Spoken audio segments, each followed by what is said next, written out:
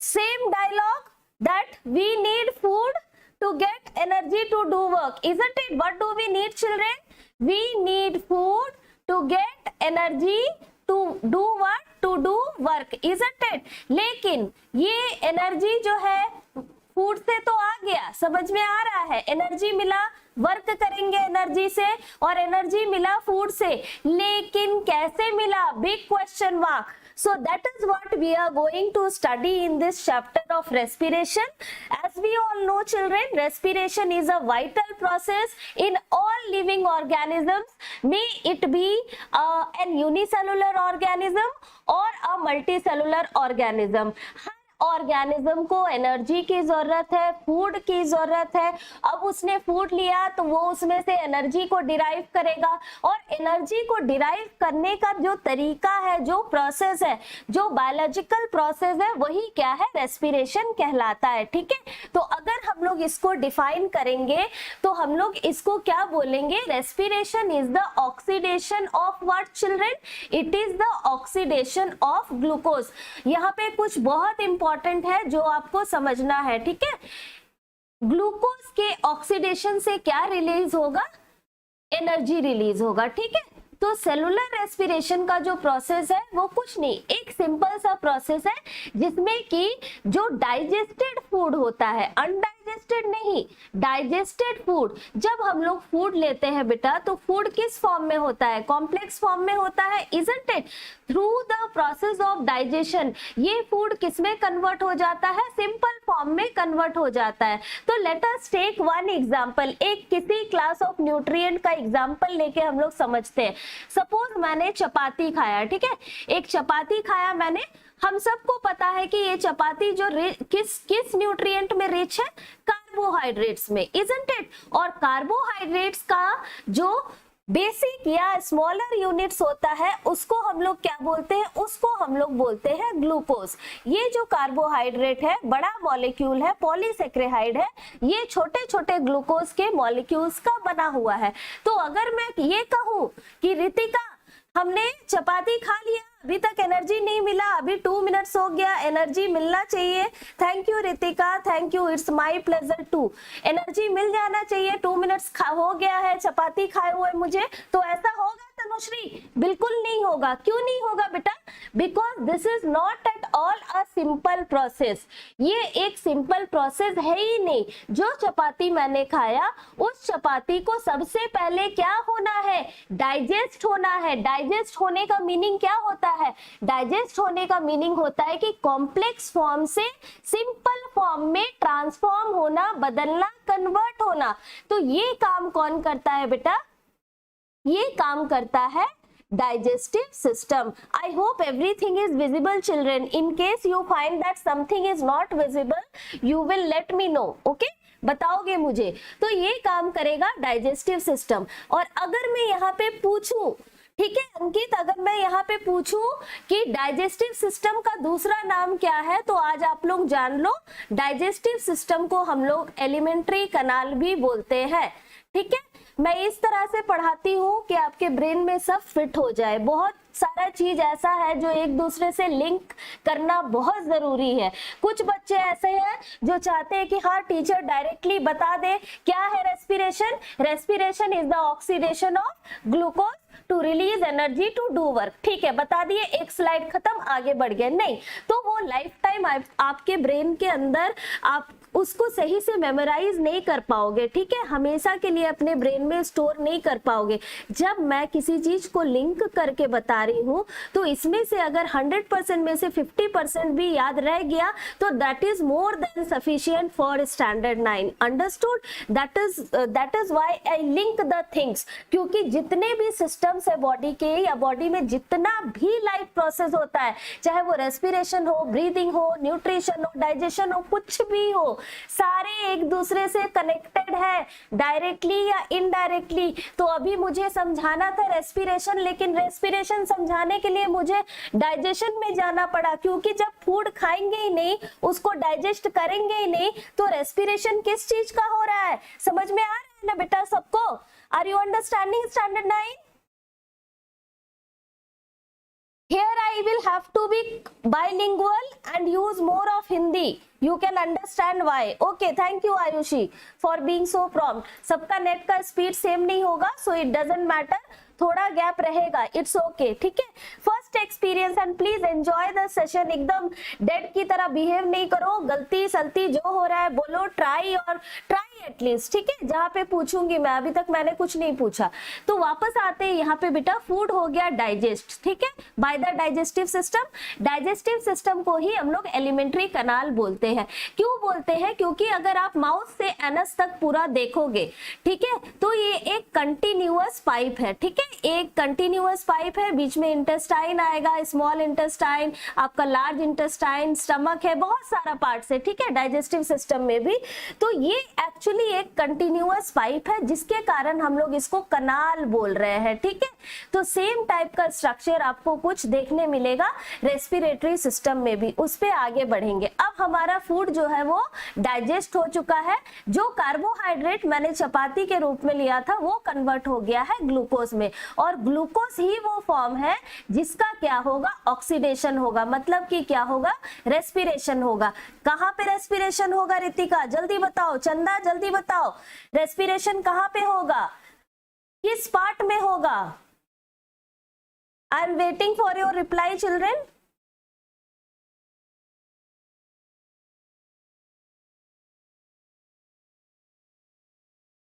हरी up बेटा, जितना fast हो सके, जिसको पता है बताओ. Speak up, if you are wrong no problem. Try. Respiration कहां पे होगा बेटा? रेस्पिरेशन का दूसरा नाम में ये आंसर छिपा है. रेस्पिरेशन को और क्या बोलते हैं? ब्रीदिंग? नहीं, respiration is not breathing. Breathing is just a part of respiration. Can't say excuse me children. Very good Tanushree. Living cells के अंदर, क्योंकि लिविंग सेल्स के अंदर हो रहा है तो इसीलिए हम लोग रेस्पिरेशन को कभी भी सिर्फ रेस्पिरेशन हमेशा नहीं बोलेंगे. हम लोग इसको क्या बोलेंगे, सेलुलर रेस्पिरेशन. मतलब क्या बेटा, सेल्स के अंदर होने वाला, लिविंग सेल्स के अंदर होने वाला रेस्पिरेशन. और रेस्पिरेशन का अगर मीनिंग देखेंगे तो oxidation of glucose. So cellular respiration is oxidation of glucose by the action of oxygen gas in the cells of the living beings including human beings. क्योंकि हम लोग यहाँ पे ह्यूमंस के बारे में पढ़ रहे हैं, रेस्पिरेशन इन ह्यूमन पढ़ रहे हैं, तो ह्यूमन वर्ड का यूज करना is necessary. I hope now you have understood that what is respiration and how it is carried out. A brief idea I have given you about that. If you are having any doubt somewhere children, please ask me. Otherwise just tell me you have understood everything. Give me a thumbs up so that I can proceed to the next one. Hurry up children.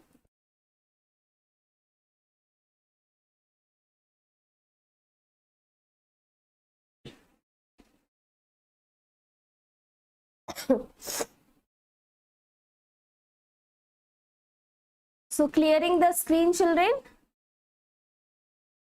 Now let us study the chemical equation for respiration. ठीक है, chemical equation क्या होगा सबको पता है.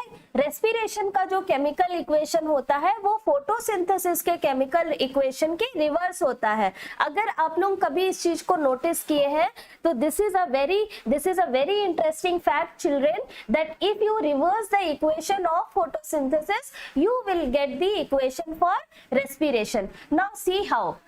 Suppose C6H12O6. What is this beta? This is the glucose, isn't it?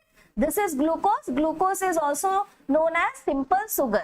इसके अलावा क्योंकि यहाँ पे रेस्पिरेशन हो रहा है, ऑक्सीडेशन हो रहा है, किसका ऑक्सीडेशन हो रहा है, ग्लूकोज का हो रहा है, तो ऑक्सीडेशन का मतलब ही होता है addition of oxygen. How many molecules of oxygen बेटा? 6 molecules of oxygen will be there. So now what will happen? Certain enzymes will accelerate this chemical reaction, this biochemical reaction of respiration. So these enzymes, what they will do, they will accelerate it, and the products that will be formed are energy, which is the main product, along with energy, two byproducts will be formed. One is your 6 volume or 6 molecules of carbon dioxide and the other is 6 molecules of water. I hope this is clear, children. Now in the later part of the chapter, children, I will teach you about the two types of respiration, that is aerobic respiration and anaerobic respiration. For the time being, since we have just started the chapter, we need not to go into that much of detail now because we have many other things to study first. Before that बहुत कुछ जानना है. I hope the equation is clear to everyone, children. C6H12O6 plus 6O2 in presence of enzymes, these are the respiratory enzymes, gives what? Gives energy, carbon dioxide and water. And if you reverse this equation, it will become the equation for photosynthesis. बेटा एक चीज यहाँ पे और बता देते हैं कि ये जो एनर्जी है ये दो फॉर्म में रिलीज होता है. पहला जो फॉर्म है वो है केमिकल फॉर्म ऑफ एनर्जी और दूसरा वाला जो है वो है हीट एनर्जी. मतलब कि रेस्पिरेशन के टाइम पे कुछ हीट एनर्जी, जिसको हम लोग डेल्टा से भी रिप्रेजेंट कर सकते हैं, वो भी क्या होता है? लिबरेट होता है. अब ये केमिकल फॉर्म ऑफ एनर्जी का नाम I think you all know, it is the energy currency of the cell, that is ATP. ATP is also known as what बेटा? It is also known as adenosine triphosphate. सबको पता था ना? Yes और no? Yes or no, children? We need not to run. Reply me, children. If it's clear till here, then I will move on to the next topic.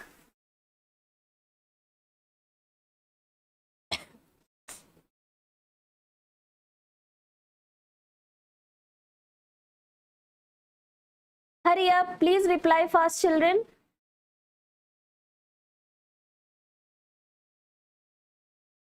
I hope everything is clear. Standard 9.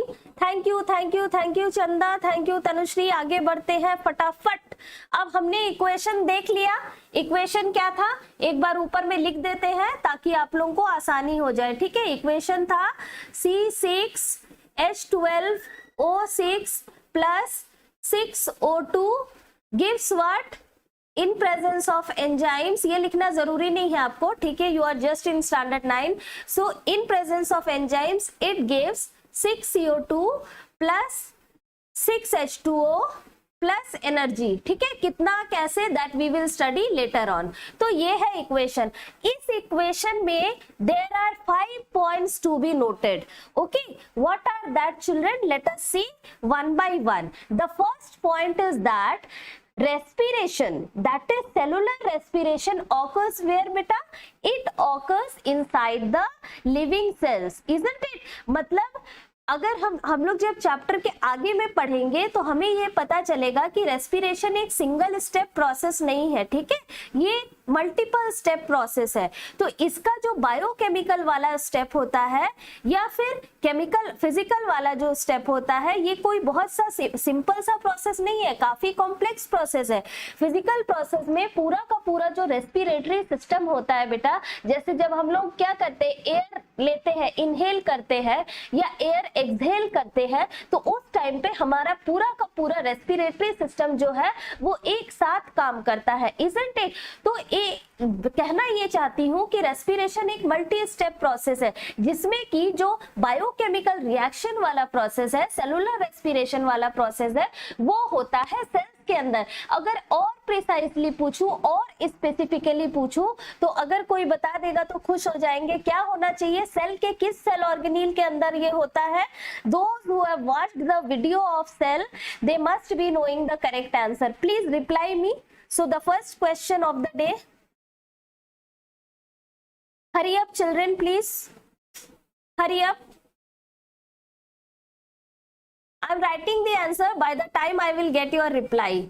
So it's the mitochondria. ठीक है, cell के अंदर जो mitochondria होता है, mitochondria को हम लोग और क्या बोलते हैं? Power house of the cell भी बोलते हैं. तो ये सेल के अंदर का वो पार्ट है बेटा जहाँ पे क्या होता है? एनर्जी बनता है, सेलुलर रेस्पिरेशन होता है. ठीक है, power house of the cell. Okay, very good. I got answer from Ritika and Tanushree. Good. Very good try. ठीक है, अब अगर प्लूरल बोलेंगे तो माइटोकॉन्ड्रिया बोलेंगे, सिंगुलर बोलेंगे तो माइटोकॉन्ड्रियन बोलेंगे। ठीक है, तो ये था पहला पॉइंट इस केमिकल इक्वेशन के बारे में। ठीक है, नेक्स्ट क्या है बेटा, रेस्पिरेशन का जो प्रोसेस है, it is not a single step process, okay, it is actually a multiple step process where what happens, the glucose is broken down to carbon dioxide and water, and this breaking down of the glucose into carbon dioxide and water plus energy is not just one chemical step, बहुत सारे chemical steps इसमें involve रहते हैं। ठीक है, तो ये हुआ पॉइंट नंबर 2। अगर पॉइंट नंबर 3 देखें तो आप अपनी इक्वेशन की तरफ देखो, मैंने लिख के रखा है एंजाइम्स।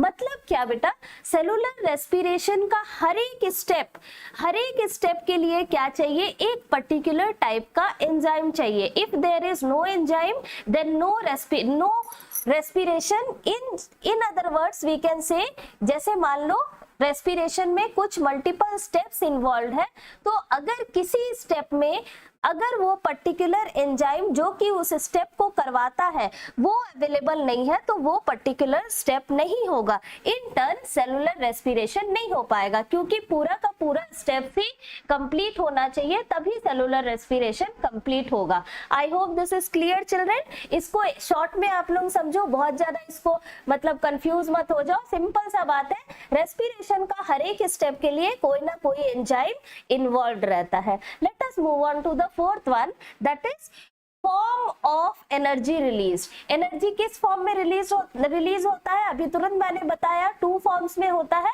पहला है आपका हीट एनर्जी जो बहुत लेस होता है, ठीक है, जबकि जो दूसरा फॉर्म है वो है केमिकल फॉर्म। केमिकल फॉर्म में कैसे, in the form of ATP, और यही है मतलब जो एनर्जी है वो ज्यादा से ज्यादा इस फॉर्म में ही लिबरेट होता है। I hope this is clear. 5th point children, eventually steps of cellular respiration are seen in plants and animals both। दोनों में ही आप रेस्पिरेशन देख लो, प्लांट्स भी रेस्पायर करते हैं, एनिमल्स भी रेस्पायर करते हैं। क्यों करते हैं बेटा, क्योंकि सबको एनर्जी चाहिए भाई, हर एक लिविंग ऑर्गेनिज्म को चाहिए, चाहे वो माइक्रो ऑर्गेनिज्म ही क्यों ना हो, कोई प्रोटोजोआ ही क्यों ना हो। Every living organism requires energy to stay alive, to carry out the various life processes like breathing, excretion, digestion, respiration को करने के लिए भी एनर्जी चाहिए बेटा। ठीक है, रेस्पिरेशन भी ऐसे ही नहीं हो जाएगा। देन सर्कुलेशन, ठीक है, किसी भी चीज का बॉडी के अंदर ब्लड जो ट्रांसपोर्टेशन करता है, उस ट्रांसपोर्टेशन को करने के लिए भी एनर्जी का जरूरत है। I hope this is clear children. Now Tanushree has written it. Very good Tanushree, बहुत अच्छा कर रहे हो। आगे बढ़े, standard 9, shall we proceed? Okay, let's proceed further children. So next is, why do we need to do respiration? In other words, why do we need energy? हमें energy क्यों चाहिए, किस किस काम के लिए चाहिए, किस लिए चाहिए एनर्जी। ठीक है, सिर्फ ह्यूमन बींग्स को नहीं, किसी भी लिविंग ऑर्गेनिज्म को apart from human beings energy का जरूरत क्यों है, रेस्पिरेशन करने का जरूरत क्यों है। Let us understand through the 6 points that I have mentioned on your screen. You can see the first point says synthesis of proteins from amino acid. Simple है, अगर हम लोग अमाइनो एसिड क्या होता है पहले समझो बेटा, ठीक है, आराम से समझिए आप। अमाइनो एसिड्स होते हैं स्मॉलर यूनिट्स ऑफ प्रोटीन। मान लो ये एक यूनिट ऑफ प्रोटीन है, ठीक है, इसी तरह बहुत सारा यूनिट्स ऑफ प्रोटीन, हर एक का नाम क्या है, हर एक का नाम है अमाइनो एसिड। इस तरह से बहुत सारे अमाइनो एसिड जो है thank you children, I can see your reply. Okay, so बहुत सारे अमाइनो एसिड्स जो है वो एक दूसरे से मिलके लॉन्ग चेन कंपाउंड बनाते हैं, और यही कंपाउंड क्या कहला रहे हैं, प्रोटीन्स कहला रहे हैं। ठीक है, इसी तरह अगर आप कार्बोहाइड्रेट्स का समझना चाहो तो एक कार्बोहाइड्रेट का जो स्मॉलेस्ट यूनिट होता है वो क्या होता है बेटा, वो होता है ग्लूकोज। और बहुत सारा ग्लूकोज जो है अंडरगो करता है एक प्रोसेस, मैं बता रही हूँ उसका नाम क्या है, उस प्रोसेस का नाम है polymerisation.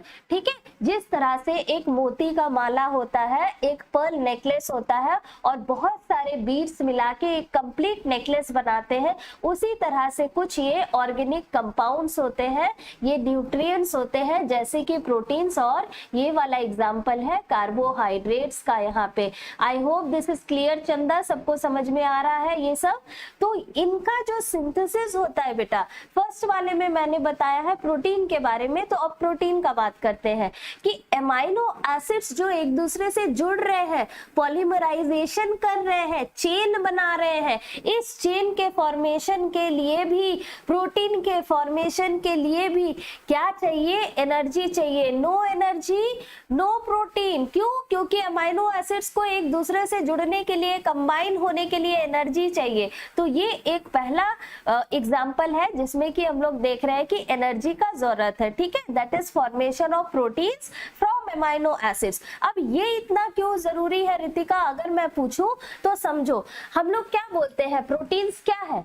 Proteins our body building food, isn't it? मतलब हमारा बॉडी का जो ग्रोथ एंड डेवलपमेंट होता है ड्यू टू सेल डिवीजन, उसके लिए कौन सा न्यूट्रिएंट जरूरी है? प्रोटीन। अगर हमारे डाइट में प्रोटीन्स कम है, बहुत ज्यादा या फिर एब्सेंट है, तो हम लोग क्या हो जाएंगे? हम लोग प्रोटीन डिफिशियंसी डिजीजेस से सफर करने लगेंगे, ठीक है, हमारा ग्रोथ रुक जाएगा, स्टंटेड हो जाएगा। तो ये सारा चीज है, हम मतलब नेगेटिव इफेक्ट्स है if we take an imbalance diet और मल न्यूट्रिशन, उसके कारण से। तो अब बढ़ते हैं आगे, थोड़ा ज्यादा ही बता दिए, that is production of enzymes. किसी भी एंजाइम्स का प्रोडक्शन के लिए क्या जरूरी है? एनर्जी का जरूरत है, ठीक है। मतलब इन शॉर्ट समझा जाए कि किसी भी प्रोसेस को, लिविंग ऑर्गेनिज्म के अंदर में अगर कोई भी प्रोसेस हो रहा है, तो हर एक प्रोसेस को करने के लिए एक एनर्जी का सोर्स चाहिए, एनर्जी चाहिए, ठीक है। अब यहाँ पे अगर किसी को पता है कि एंजाइम्स क्या होता है तो प्लीज बताइए, please reply children.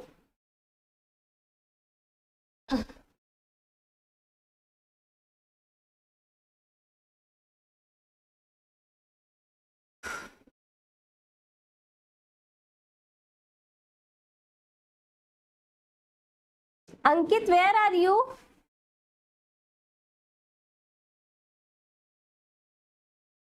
Please reply children, what are enzymes?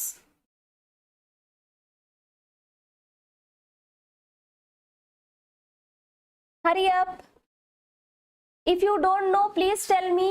I'll tell you the right answer. Don't worry for that.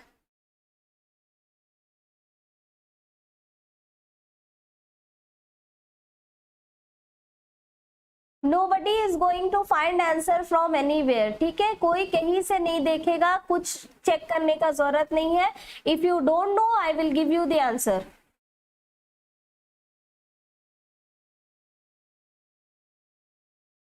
Tanushree is saying enzymes are digestive juices to digest food. नहीं Tanushree, it's not correct. Try. Others also try. If you can't, then ask me, teacher, please give the answer. Please ask me children, let us not waste time. I am waiting for your reply.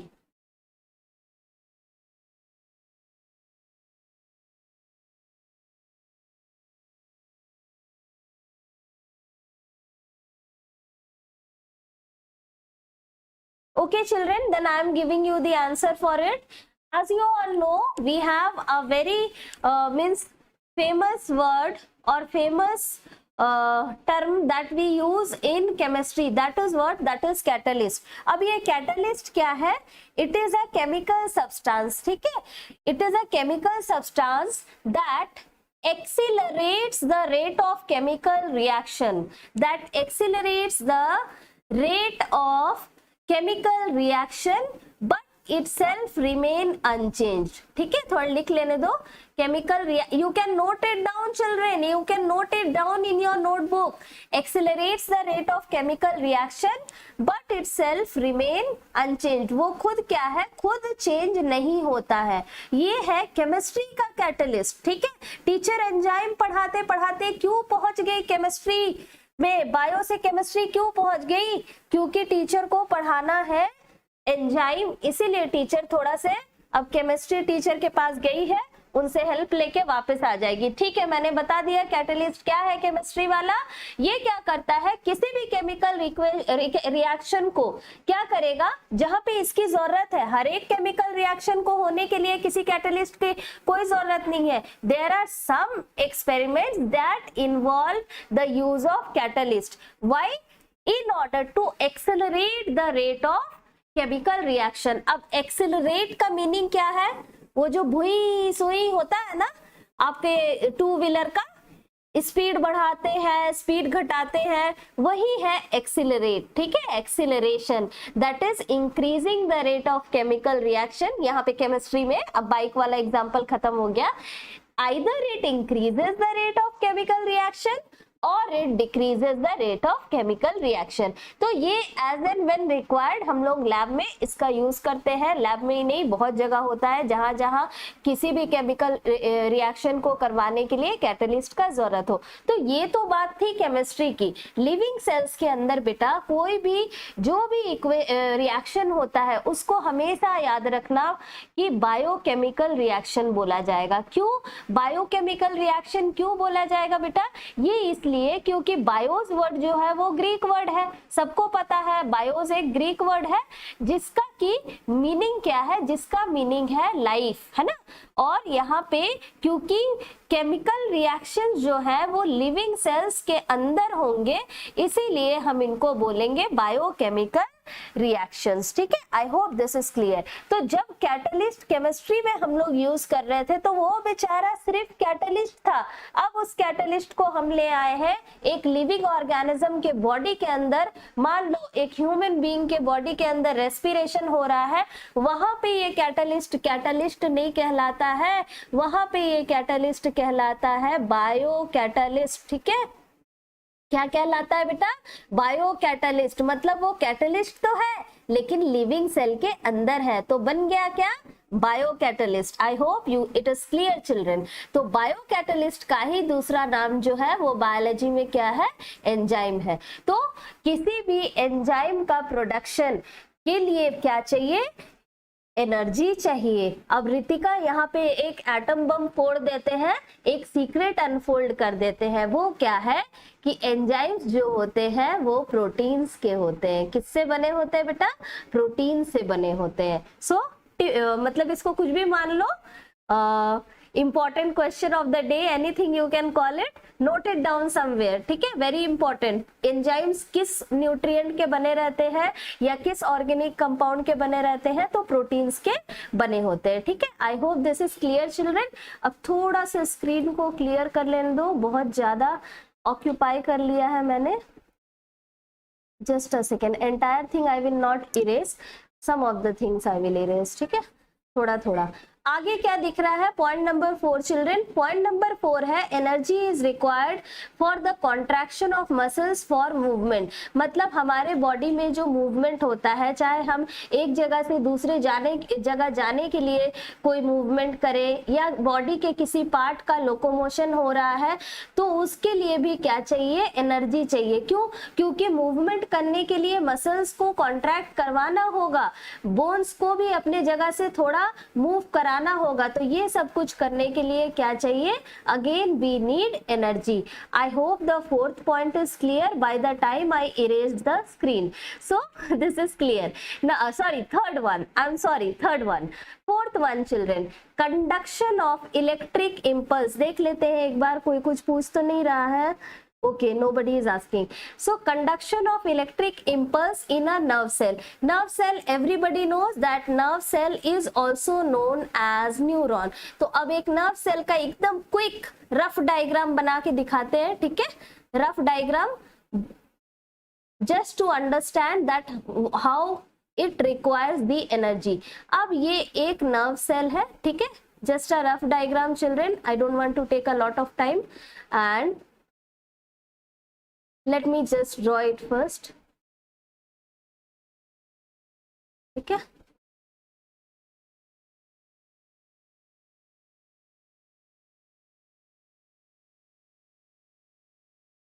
children just a second.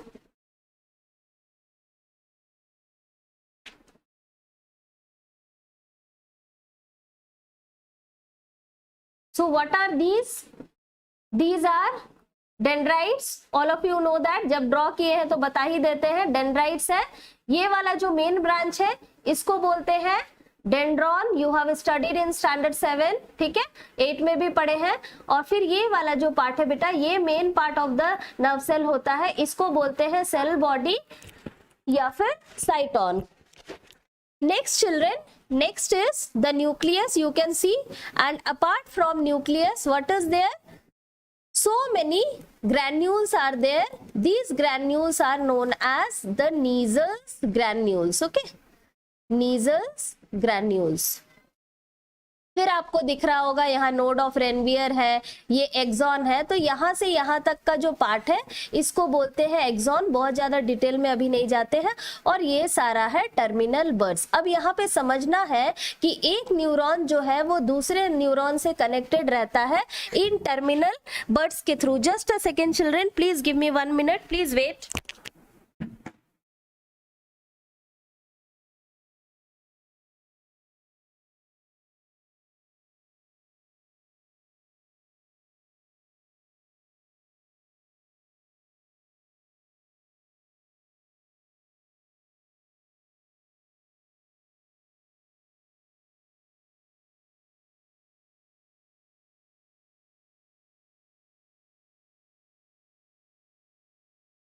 I'm back, children. Sorry.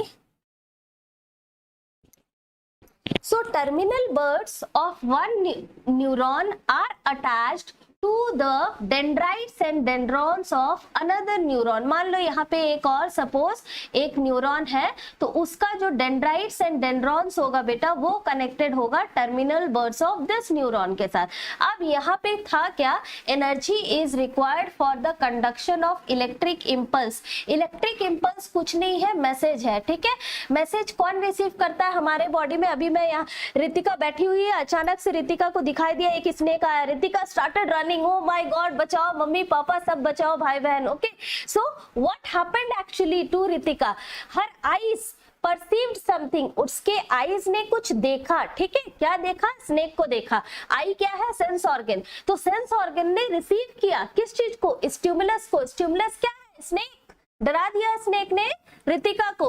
You can send me emojis, you can smile, you can laugh children, enjoy the session. ठीक है, तो अब क्या हुआ, रितिका के eyes ने विचार हर sense organ जैसे ही रिसीव किया स्टिमुलस को, तुरंत ही ये message through the nerves to the spinal cord गया किसके पास, ब्रेन. ब्रेन ने तुरंत इंस्ट्रक्शन दिया क्विकली किसको, effector muscles of the legs को, रितिका के effector muscles of the legs को, कि रितिका को जल्दी दौड़ाओ और स्नेक से बचाओ. ठीक है, सो ये है कंडक्शन ऑफ इलेक्ट्रिक मैसेज और इलेक्ट्रिक इम्पल्स. अब ये होता कैसे है इसको देखो डायग्राम में. Just a minute, let me change the colour. अब यहाँ पे बहुत सारे न्यूरॉन जो है वो एक दूसरे से जुड़े रहते हैं, मैंने पहले ही बता दिया बेटा. तो यहाँ पे अगर ये जो पार्ट है आपको जो डेंड्राइट्स एंड डेंड्रॉन वाला पार्ट दिख रहा है, ये है information gatherer of the neuron. Neuron में जो इंफॉर्मेशन कलेक्टर्स होते हैं या इंफॉर्मेशन गैदरर्स होते हैं वो कौन होते हैं, dendrites and dendrons. I hope now it is clear. अब जैसे ही इन्होंने मैसेज को रिसीव किया, क्या किया, साइटोन को भेजा, साइटोन ने एक्सॉन को भेजा, एक्सॉन ने थ्रू द टर्मिनल बर्ड दूसरे न्यूरॉन के डेंड्राइट्स और डेंड्रॉन को उसने फिर अपने सेल बॉडी को, और फिर ये प्रोसेस कंटिन्यू रहता है. इतना आसान नहीं है. ठीक है, 10 में आप लोग पढ़ोगे कि दो न्यूरॉन्स के बीच में एक साइनेप्टिक क्लेफ्ट होता है. मैं लिख देती हूँ, एक साइनेप्टिक क्लेफ्ट होता है जिसमें एक न्यूरोट्रांसमीटर फिल रहता है. ठीक है, उस न्यूरोट्रांसमीटर का नाम है एसिटाइल कोलिन. ठीक है, क्या नाम है, एसिटाइल कोलिन. यही वो केमिकल है जो कि एक न्यूरॉन से दूसरे न्यूरॉन में इलेक्ट्रिक इंपल्स को कंडक्ट करता है. और इसके लिए क्या चाहिए, एनर्जी चाहिए. एनर्जी कहाँ से आएगा, रेस्पिरेशन से आएगा. So enough I have explain, this will help you in the chapter nervous system.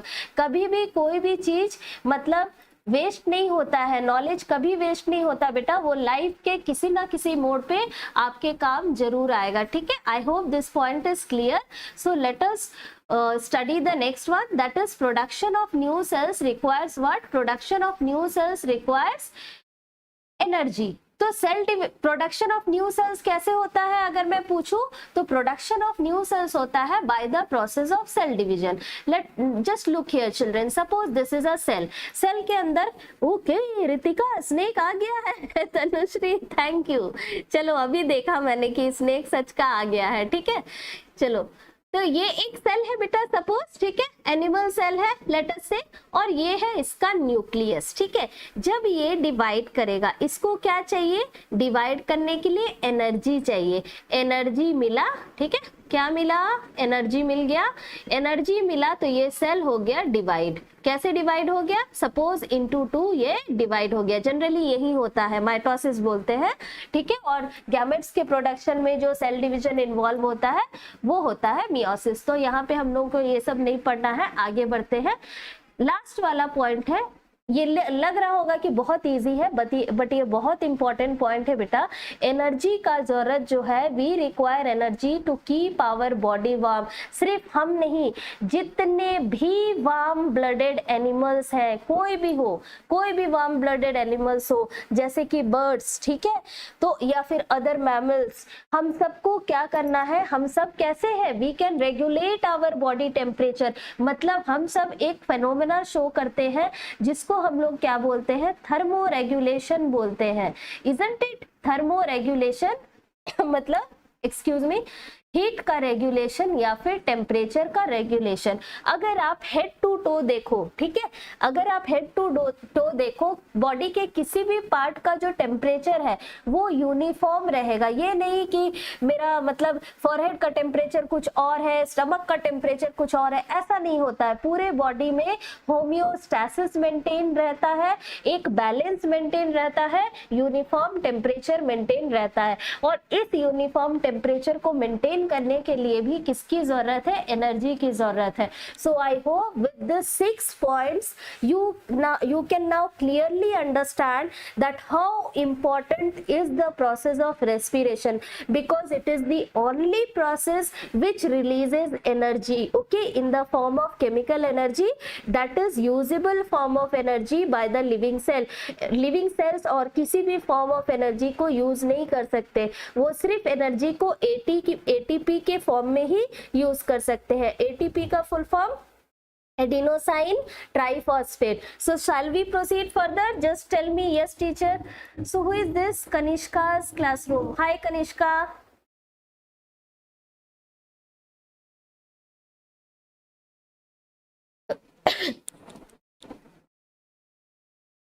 Children please reply if we can proceed further।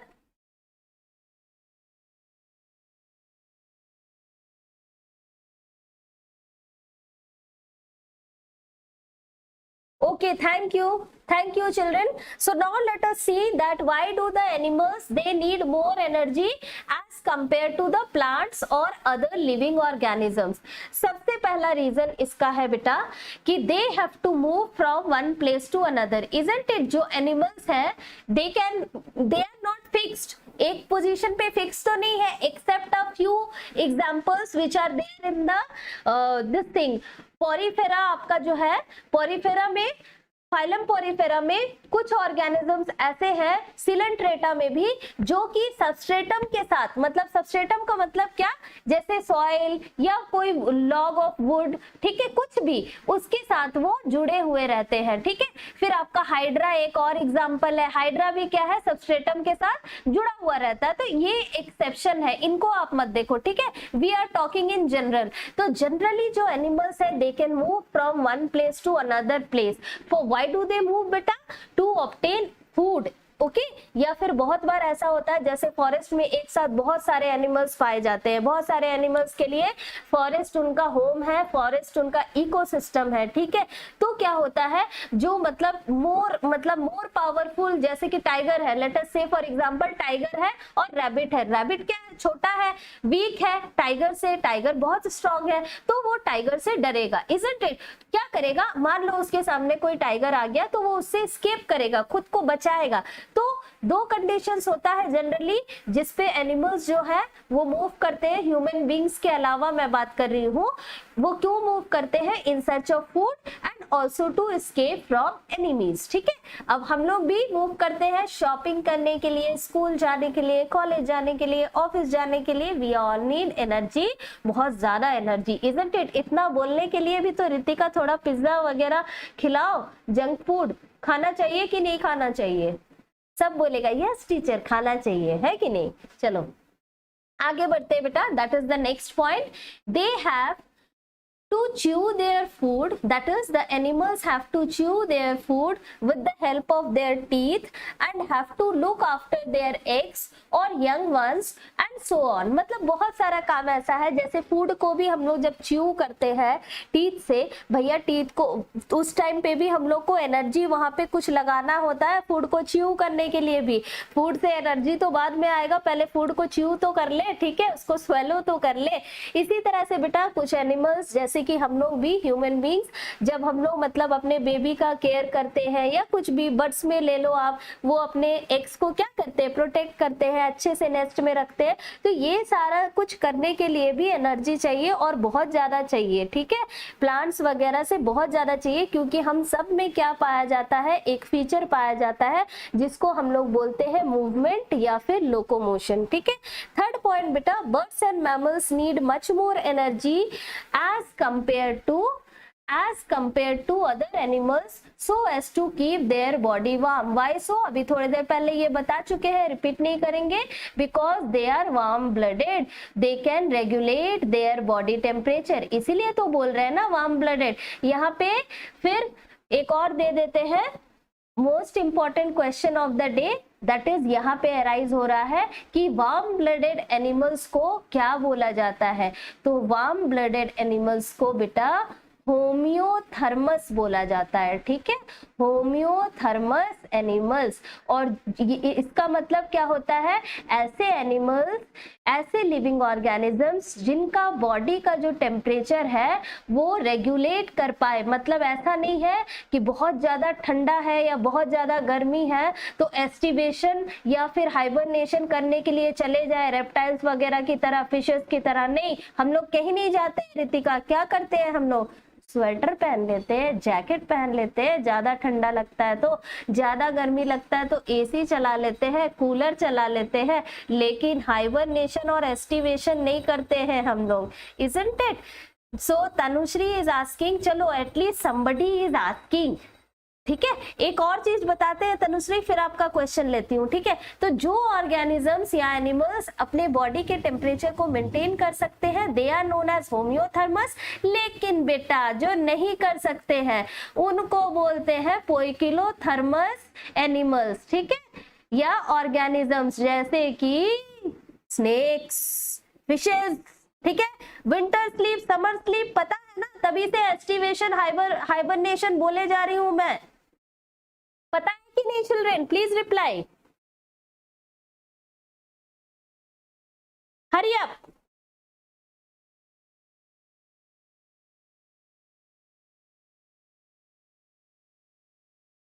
Hurry up students. चलो बता देते हैं, हाइबरनेशन, विंटर स्लीप, ठीक है। आपका होमवर्क है एग्जाम्पल्स खोजना है ऐसे लिविंग ऑर्गेनिजम्स का या एनिमल्स का जो कि हाइबरनेशन करते हैं। तो ये हो गया क्या, ये हो गया विंटर स्लीप, ठीक है। और फिर ये इजी भी है, दूसरा है एस्टिवेशन, ये है समर स्लीप, ठीक है। एस्टिवेशन में एनिमल्स जो है या कोई भी लिविंग ऑर्गेनिज्म वो समर स्लीप करता है। अब ये क्या है, इसका एग्जाम्पल्स क्या है, ये है आपका homework. So I did my part. Now the question that Tanushree asked is, teacher, what is the difference between movement and locomotion? Very nice question. I said, but she did not hear. In the beginning only I said, children, when we move a part of our body, ठीक है, suppose अभी मैं जब लिख रही हूँ, लिखने के लिए मैं अपने पूरे बॉडी को मूव नहीं कर रही हूँ या फिर अपने पोजीशन को चेंज नहीं कर रही हूँ. वेरी गुड तनुश्री, बीच बीच में आप आंसर भी दे रहे हो. बेयर, वेरी गुड, करेक्ट है. ठीक है, तो बॉडी तो पूरा मूव नहीं कर रहा है, लेकिन a part of the body is moving when I am writing. That means my hand, isn't it, my fingers. So these are the parts that are moving. तो जब किसी बॉडी के पार्ट का मूवमेंट हो, ना कि पूरे बॉडी का हो, that means when there is movement in only any part of the body, that is what, that is not actual movement, that is called locomotion. ठीक है, हम लोग जनरल टर्म में मूवमेंट यूज कर लेते हैं, लेकिन वो गलत है. जब इस तरह से बॉडी का चेंज इन, मतलब बॉडी के किसी पार्ट का चेंज इन पोजीशन होता है, तो उसको हम लोग बोलते हैं लोकोमोशन. लेकिन अभी पूरा का पूरा उठ के मैं वॉशरूम चले जाऊं, ठीक है, या कहीं पे भी चले जाऊं, वो क्या हो जाएगा बेटा, वो मूव करेगा. कहां से कहां तक? From one place to another. I hope now it is clear, isn't it Tanushree? Yes or no? Hurry up children, please reply fast. So many likes, but only 7 are watching, including me. Okay,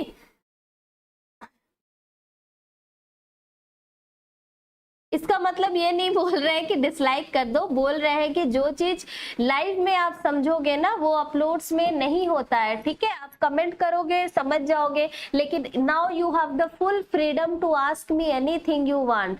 okay, Ritika, आप लोगों को clear नहीं हुआ है क्या? You all have left. Ritika, Disha, Ankit, कहाँ हो आप लोग? बाकी सब कहाँ है? Reply me. I will proceed to the next topic, that will be the last topic for the day.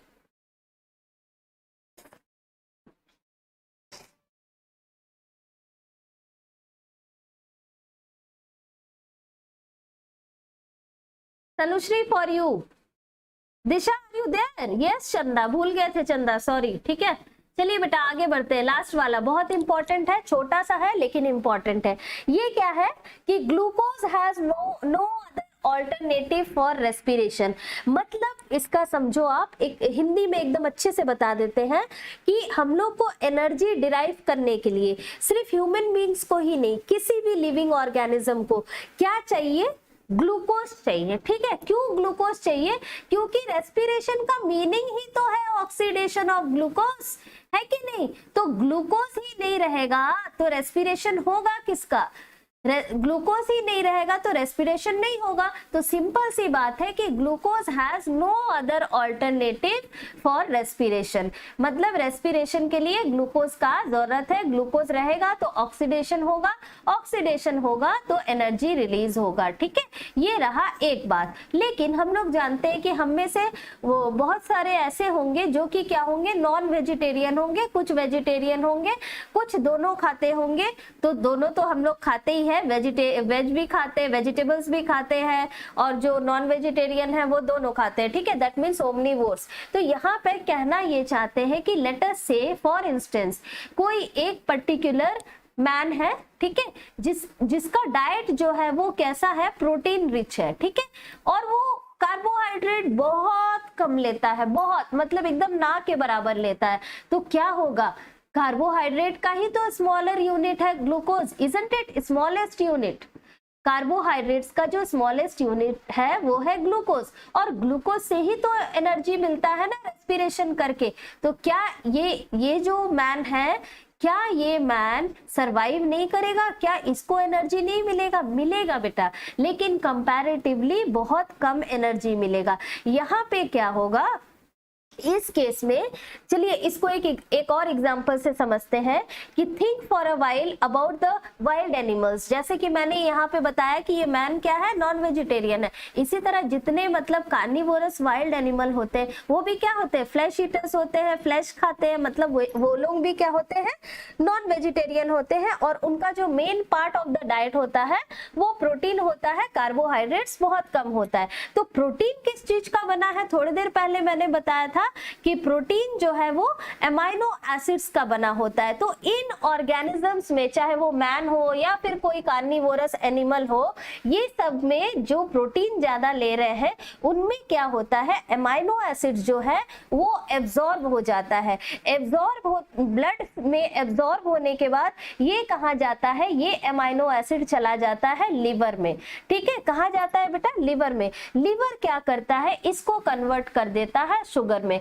Sugar मतलब हमारा ग्लूकोज। ठीक है, देखो अमाइनो एसिड को लिवर बदल दे रहा है ग्लूकोज में। क्यों? क्योंकि उसके बॉडी में कार्बोहाइड्रेट की कमी है, ग्लूकोज की कमी है। ग्लूकोज नहीं रहेगा तो ऑक्सीडेशन ऑफ ग्लूकोज नहीं होगा, दैट इज रेस्पिरेशन नहीं होगा, एनर्जी नहीं बनेगा। तो देखो प्रोटीन लेने के बाद भी वो इंसान या वो कार्निवोरस एनिमल इसलिए जिंदा है क्योंकि उसके प्रोटीन जो एमाइनो एसिड्स के बने हैं वो चले जाते हैं एब्जॉर्प्शन बाय ब्लड के बाद में लिवर में। लिवर उनको कन्वर्ट कर देता है ग्लूकोज में। अब ये ग्लूकोज क्या है, क्या ये ऑक्सीडाइज होगा कि नहीं? बिल्कुल होगा। इस ग्लूकोज का ऑक्सीडेशन हो जाएगा और क्या हो जाएगा, मिल जाएगा एनर्जी। मतलब कुछ भी हो जाए, आप कुछ भी कर लो, एनर्जी निकलेगा ग्लूकोज से, अमाइनो एसिड से नहीं निकलेगा। तो अमाइनो एसिड को भी बदलना पड़ेगा पहले ग्लूकोज में, तब जाके उसमें से क्या रिलीज होगा, एनर्जी रिलीज होगा। आई hope this is clear standard 9। Please let me know in the chat box. Hurry up children.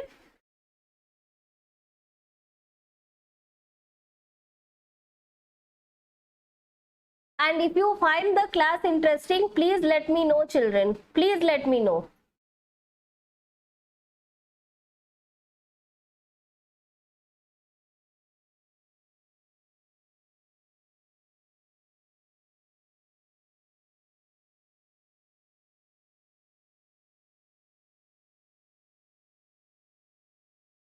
So did you enjoy? I always say, how's the Josh? Ritika is knowing. Even Chanda is knowing. Okay. Interesting no or boring?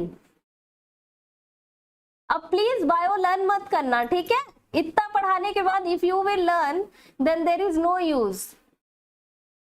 Yes yes Sarika, yes, thank you.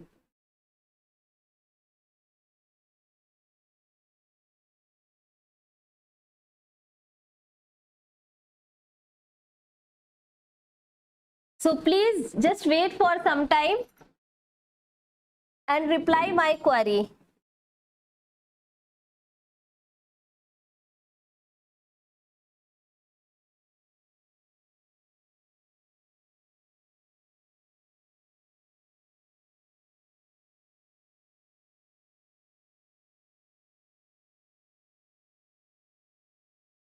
Yes children, reply my query. I think you got the query.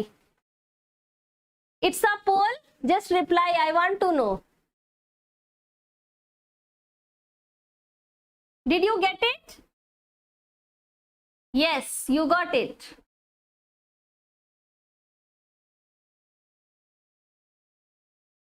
Got one vote. 6. Okay, thank you everybody. So would you all like to continue like this with the live classes? If yes, then again I am going to meet you all very soon. I'll give you a schedule. These are something very much personal. Okay, this is nothing from school side. So those who like can join again. You all will let me know. How you all will let me know? After the session, when I end this session, children, listen to me carefully. अगर आपको आगे भी live classes attend करना है, आप comment box में please feedback दे दीजिए कि क्लास कैसा लगा, और आप अगर कंटिन्यू करना चाहते हो ताकि I will conduct more live sessions for you all so that you can get benefited a lot from these classes, because these classes are actual interactive classes as per me, अभी जिस तरह से online का सब चल रहा था, and this is the best option. You can complete your syllabus very fast. Okay, thank you children, God bless you all. See you all very soon in the next class. Hopefully if you comment me that yes, I want everybody to comment, will you? Yes or no?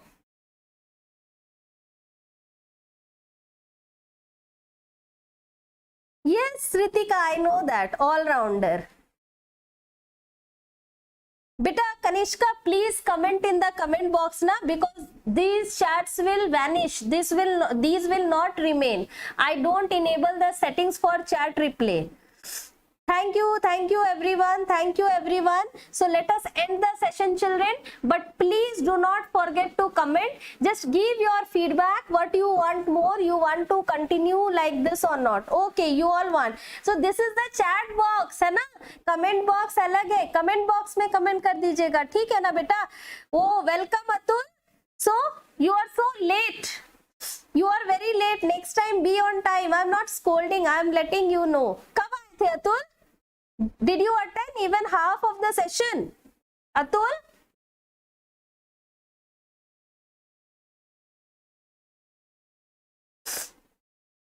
Thank you all of you.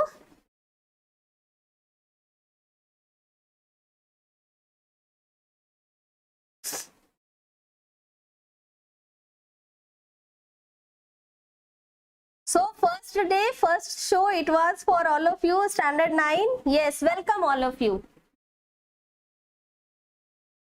Do you want to say anything children? कुछ बोलना है?